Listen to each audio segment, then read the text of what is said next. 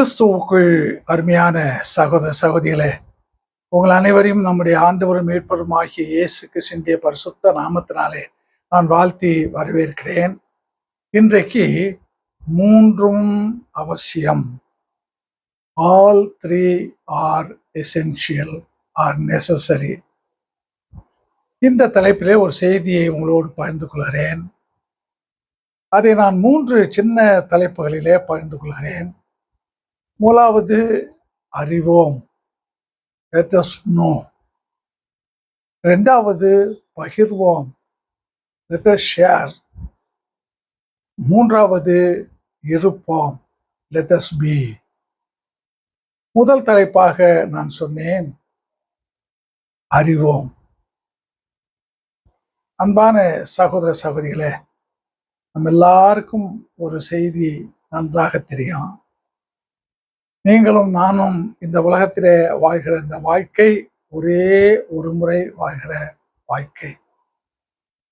One time life.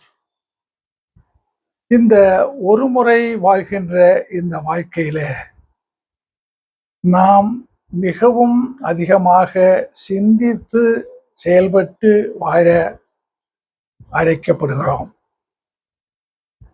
நமக்கு முன்னால் வாழ்ந்த எத்தனையோ பேர் இந்த உலகத்திலே வாழ்ந்த போது இன்றைக்கு வாழ்கிற நமக்கு வாழ்க்கை பாடமாக கூட வாழ்ந்து காட்டியிருக்கிறார்கள். அதில் நான் மனிதர்களை தவிர்த்து நம்முடைய ஆண்டவர் இயேசு கிறிஸ்துவை நமக்கு முன்மாதிரியாக வைக்க விரும்புகிறேன்.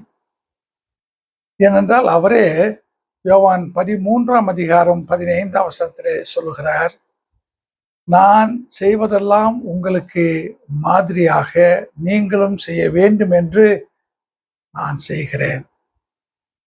எனவே இயேசு வாழ்ந்த வாழ்க்கை நம் எல்லாருக்கும் தேவையான போதுமான வாழ்க்கையாக இருக்கிறது.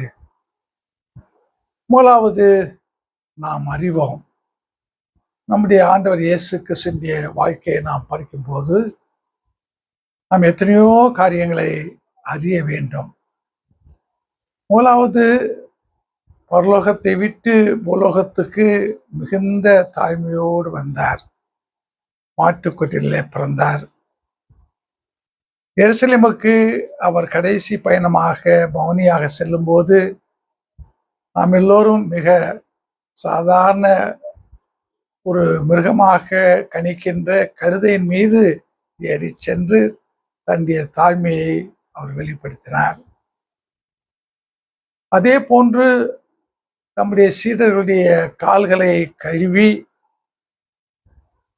அவர் குருவாக இருந்தும் ஆண்டவராக இருந்தும் தலைவராக இருந்தும் நம்முடைய சீடர்களுக்கு அப்படிப்பட்ட செயலை செய்து தன்னுடைய தாழ்மையை வெளிப்படுத்தினார்.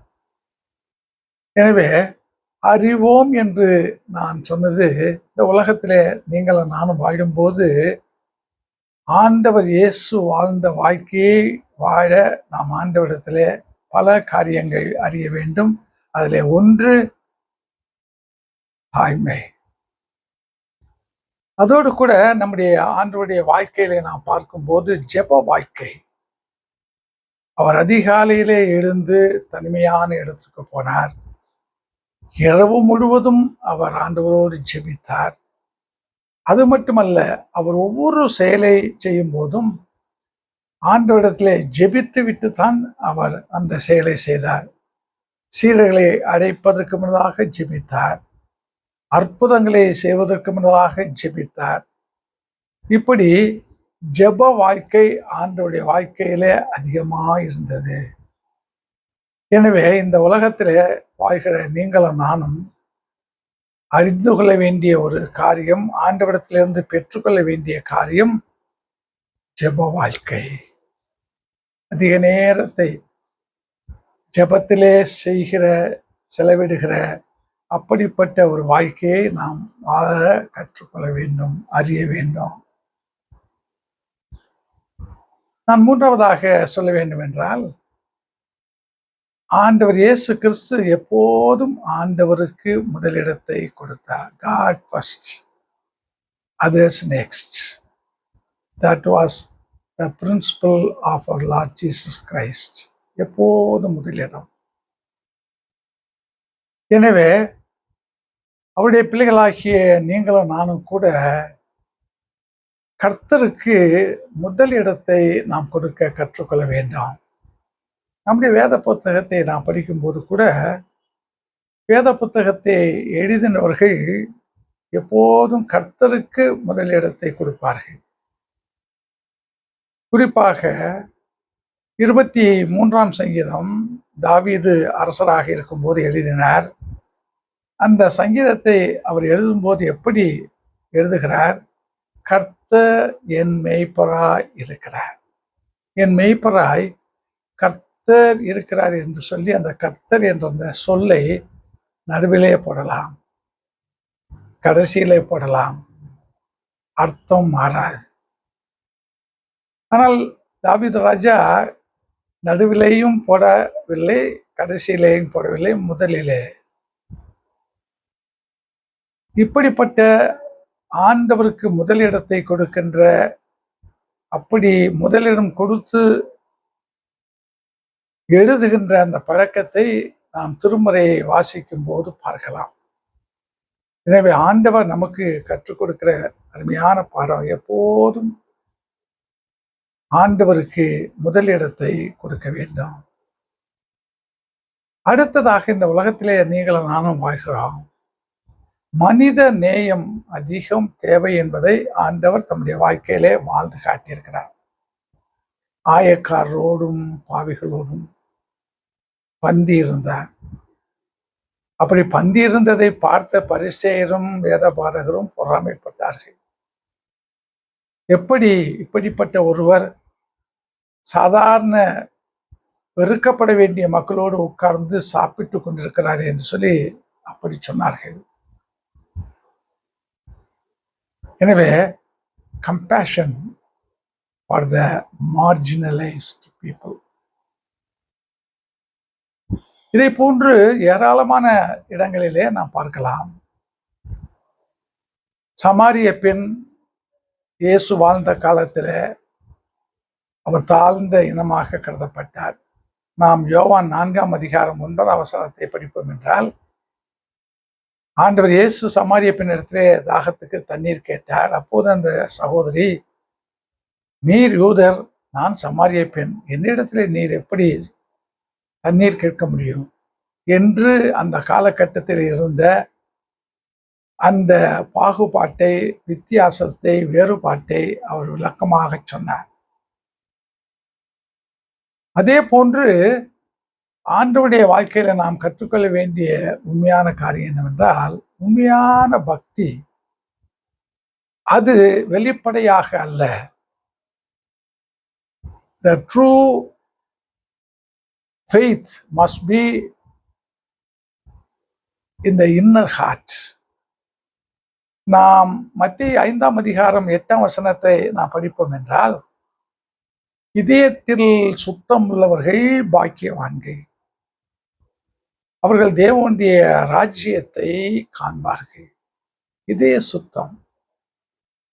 வெளிப்படையாக ஊருக்கு தங்களை காட்டுவதற்காக ஆடம்பரமாக வாழ்கிற அந்த காரியங்களை எல்லாம் ஆண்டவர் வெறுத்தார். அதே போன்று கை கழுவாமல் சாப்பிட்டது குற்றம் என்று சொன்ன போது ஆண்டவர் சொன்னார், நாம் சாப்பிடுவது உடலுக்குள்ளாக சென்று அது வந்துவிடும், அது நம்மை தீட்டுப்படுத்தாது. ஆனால் நமக்குள்ளாக இருந்து வருகிற தீதான எண்ணங்கள், அவைகள் தான் நம்மை தீட்டுப்படுத்தும் என்று சொல்லி, இப்படியாக ஆண்டவர் இயேசு வெளிப்படையான பக்தியை அல்ல, இன்னர் ஸ்பிரிச்சுவாலிட்டி, அதைத்தான் அவர் அதிகமாய் அவர் சொன்னார். அதே போன்று அன்பு என்பது நீங்களும் நானும் நமக்கு தெரிந்தவர்களிடத்திலே, சொந்தக்காரரிடத்திலே காட்டுவது மட்டும்தான் அன்பு என்று சொல்லி சொல்லாமல், நம்மை பகைக்கிறவர், வெறுக்கிறவர், நமக்கு இன்னல் கொடுக்கிறவர், அப்படிப்பட்டவர்களையும் நாம் நேசிக்க வேண்டாம். ஆண்டவர் அதை சொன்னார், சொன்னதை செய்தார். எனவே நீங்களும் நானும் இன்றைக்கு ஆண்டவர் காட்டிய அந்த காரியங்களை எல்லாம் நம்முடைய வாழ்க்கைக்கு வாழ்க்கை பாடமாக நாம் அறிய வேண்டும். நான் இரண்டாவதாக சொன்னேன், பகர்வோம். Let us share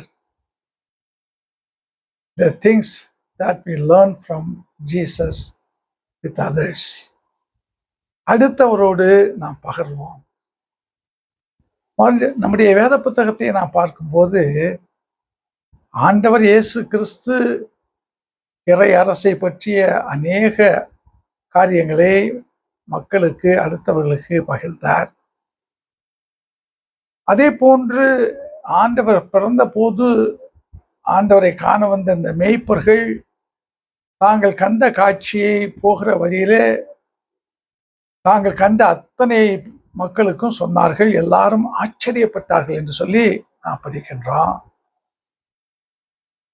சமாரிய பெண் ஆண்டவரை சந்திக்கிறார். பாவ வாழ்க்கையிலே வாழ்ந்த அவர் ஆண்டவருடைய வார்த்தைகளினாலே மனமாறி தன்னுடைய சொந்த ஊருக்கு போகாமல் தன்னை மறைத்து வாழ்ந்த அவர் ஊருக்குள்ள ஓடி, வாருங்கள், நான் செய்த எல்லாவற்றையும் எனக்கு சொல்லிவிட்டார், அவர் மேசியாவாக இருப்பாரோ, வந்து பாருங்கள் என்று சொல்லி ஊர் மக்களுக்கு நல்ல செய்தியை, ஆண்டவரை பற்றிய செய்தியை சொல்லி தன்னுடைய ஊர் மக்களை ஆண்டவரிடத்தில் அழைத்து வந்தார் என்று சொல்லி நாம் பார்க்கிறோம்.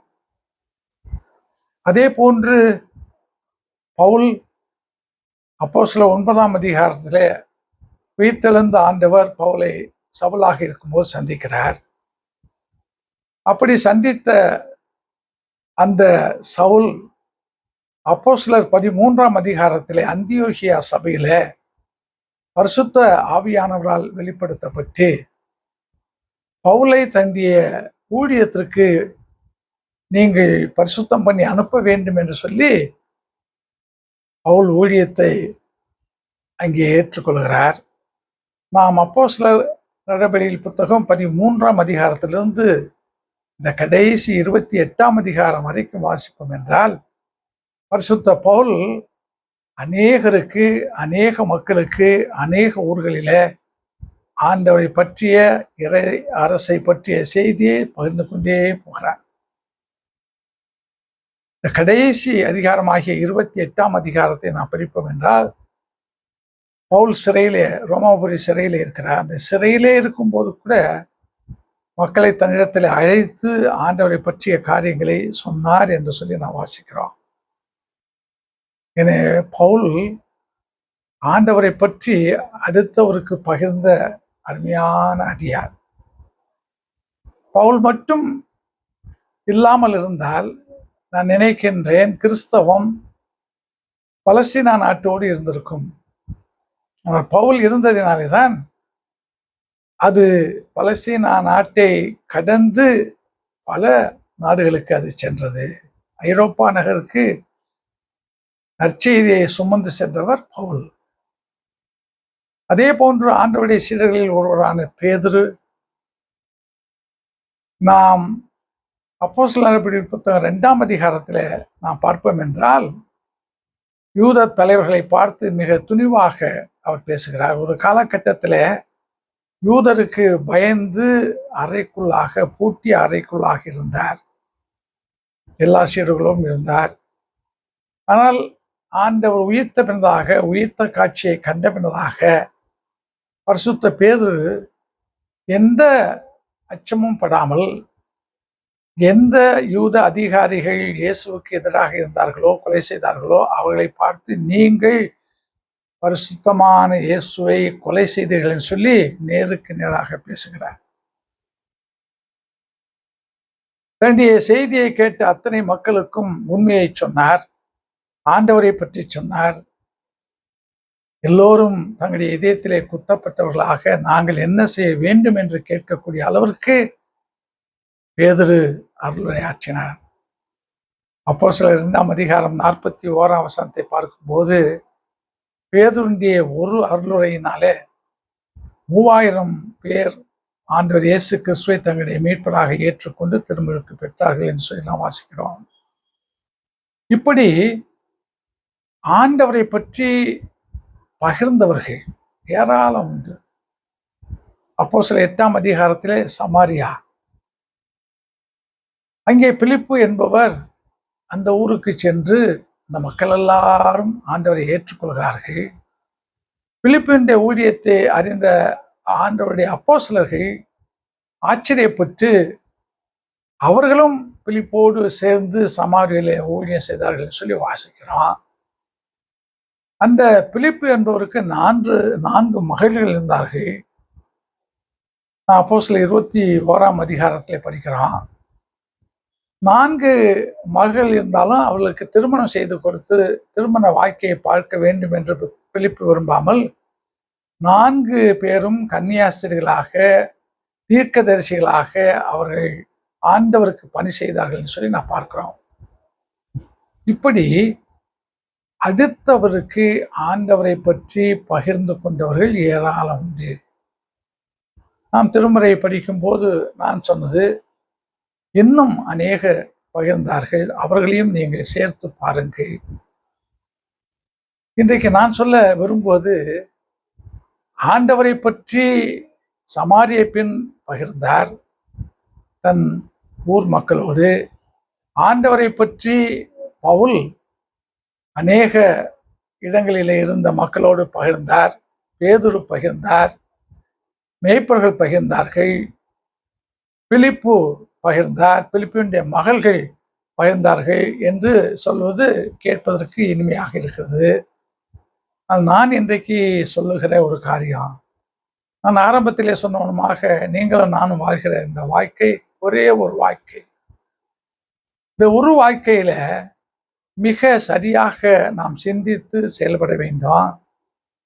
அறிய வேண்டியதை நம்முடைய வாழ்க்கைக்கு தேவையாக என்னென்ன காரியங்கள் நமக்கு இருந்தால் இந்த வாழ்க்கை ஆண்டவருக்கு பிரியமாய் அடுத்தவருக்கு பிரயோஜனமாய் இந்த வாழ்க்கையை நான் வாழ முடியும் என்பதை நாம் முதலாவது அறிய வேண்டும். அறிந்ததை நாம் என்ன செய்ய வேண்டும்?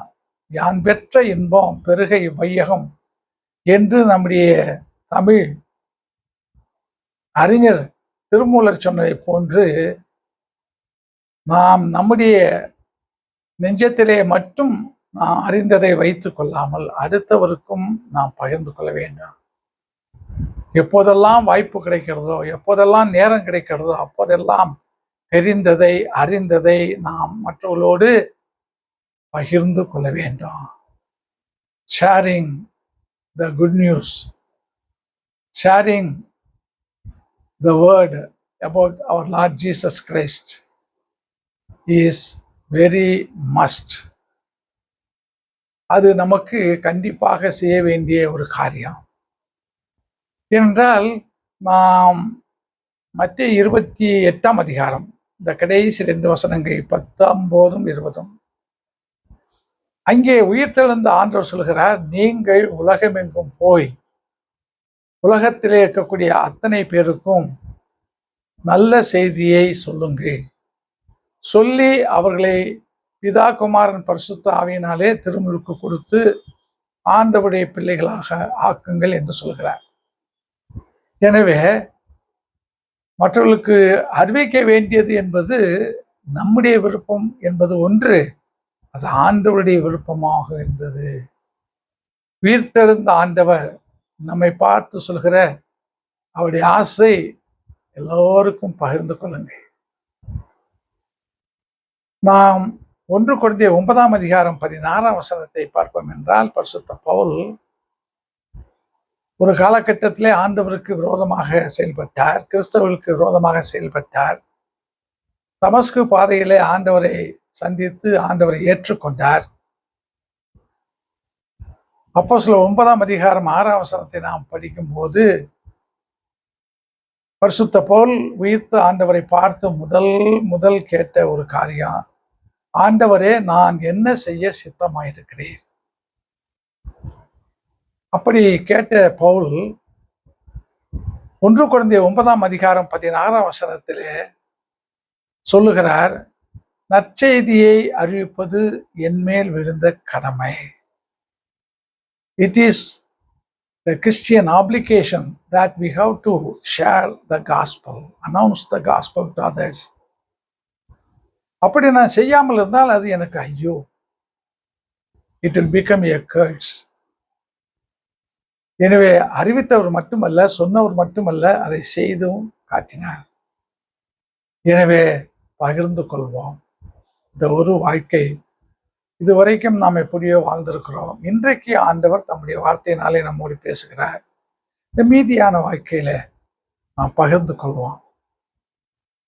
ஒரு சகோதரி இடத்திலே பேசும்போது சொன்னார், ஐயா, நான் இதுவரைக்கும் ஆண்டவருக்கு பணத்தை கொடுத்தேன், பொருளை கொடுத்தேன் காணிக்கையாக. ஆனால் இப்போது நான் ஒரு தீர்மானம் எடுத்திருக்கிறேன். இனி பணம் மட்டுமல்ல, பொருள் மட்டுமல்ல, ஆண்டவருடைய பாதத்திலே ஆத்துமாக்களை கொண்டு வந்து அவருக்கு காணிக்கையாக கொடுக்க போகிறேன். சகோதரியே, அந்த சகோதரிக்கு இருந்த அப்படிப்பட்ட அந்த உற்சாகம், அந்த பொறுப்பு, அந்த வைராக்கியம் இன்றைக்கு நமக்கு இருக்க வேண்டாம். நாம் ஆண்டவருடைய அழைப்பை பெறுவதற்கு முன்னதாக ஆண்டவருக்கு ஆத்துமாக்களை காணிக்கையாக படைக்க, நாம் அறிந்ததை மற்றவர்களோடு பகிர்ந்து அவர்களையும் ஆண்டவருடைய மந்தையிலே சேர்க்க நாம் முயற்சி செய்வோம். நான் மூன்றாவதாக சொன்னேன், இருப்போம். நாம் எல்லோரும் இந்த உலகத்தில் இருக்கிறோம். ஆனால் இந்த உலகம் நம்முடைய நிரந்தரமான உலகம் அல்ல. இந்த உலகத்திற்கு நீங்களும் நானும் விருந்தாளிகள். we are the guest to the world. நம்முடைய நிரந்தரமான உலகம் பரலோகம். கொலோசியர் 3:2 பரிசுத்த பவுல் சொல்வார், நீங்கள் மேலானதை நாடுங்கள், உலகத்துக்குரியது அல்ல, மேலானதை நாடுங்கள். அதே போன்று பிலிப்பியர் நிருபத்திலே பரிசுத்த பவுல் சொல்லும்போது, நம்முடைய குடியிருப்போ பரலோகத்தில் இருக்கிறது. 3:20 பார்க்கிறோம். எனவே இங்கே நாம் இருப்பது கொஞ்ச காலம் இருக்கிறோம். ஆனால் நாம் நிரந்தரமாக இருக்க போவது பரலோகத்திலே. Let us all try our best to be in the heaven. அதுதான் நம்முடைய நிரந்தரமான உலகம். அதையே எபிரேயர் 13:14 நிலையான நகரம் நமக்கு இங்கே இல்லை, நாம் வரவேண்டிய அந்த நிலையான நகரத்தை நாம் நோக்கி காத்து கொண்டிருக்கிறோம். உண்மை. அன்பான சகோதரியே, நீங்களும் நானும் பரலோகத்துக்குரியர்கள், பரலோக வாசிகள். அப்படி என்றால் ஏன் இந்த உலகத்திலே இருக்கிறோம் என்றால், இந்த உலகத்திலே நீங்களும் நானும் வாழ்கிற அந்த வாழ்க்கை அது எப்படிப்பட்ட வாழ்க்கையாக அமைய போகிறது, எதிர்காலத்தில் எப்படிப்பட்ட இடத்திற்கு நம்மை கொண்டு போய் சேர்க்க போகிறது என்பதற்கு இப்போது நாம் வாழ்கிற வாழ்க்கை அது பயனுள்ளதாக இருக்கும். ஆங்கிலத்தில் சொல்லுவோம், the here decides the after. இந்த உலக வாழ்க்கை, the here decides the after, the heavenly life. எனவே இந்த உலக வாழ்க்கையை நீங்களும் நானும் சரியாக வாழ்ந்து, அறிய வேண்டியதை சரியாக அறிந்து, முழுமையாக அறிந்து, பகிர வேண்டியதை சரியாக பகிர வேண்டிய அத்தனை பேருக்கும் பகிர்ந்து, இந்த வாழ்க்கையினுடைய முடிவில் நாம் ஆபிரகாமின் மடியிலே போய் சேர வேண்டாம், பரலோகத்திலே சேர வேண்டாம், சிங்காசனத்தின் நடுவில் இருக்கிற ஆட்டுக்குட்டியானவருடைய மேய்ச்சலுக்குள்ளாக போக வேண்டாம். திருமறையினுடைய கடைசி புத்தகம் வெளிப்படுத்தின விசேஷம் 7ஆம் அதிகாரத்தை நாம் படிக்கும்போது, ஆட்டுக்குட்டியானவர் ஆண்டவராகிய இயேசு கிறிஸ்து சிங்காசனத்தின் நடுவிலே இருக்கிறார். எனவே நீங்களும் நானும் பரலோகத்துக்கு சென்று அந்த மேய்ப்பருடைய மேய்ச்சலுக்கு, பாதுகாப்புக்கு உட்பட்டவர்களாக வாழ நாம் ஆசைப்பட வேண்டும். அதுதான் நம்முடைய நிரந்தரமான நிலையான ஆசையாக இருக்க வேண்டும். மேலானதை நோக்கி பார்ப்போம். உலகத்துக்குரியதை வேண்டாம், பரலோகவாசியாக பரலோகத்தை அடைய, பரலோகத்தில் வாழ நாம் ஆசைப்படுவோம். ஆண்டவர் நம்மை ஆசீர்வதித்து காப்பாராக. ஆமென்.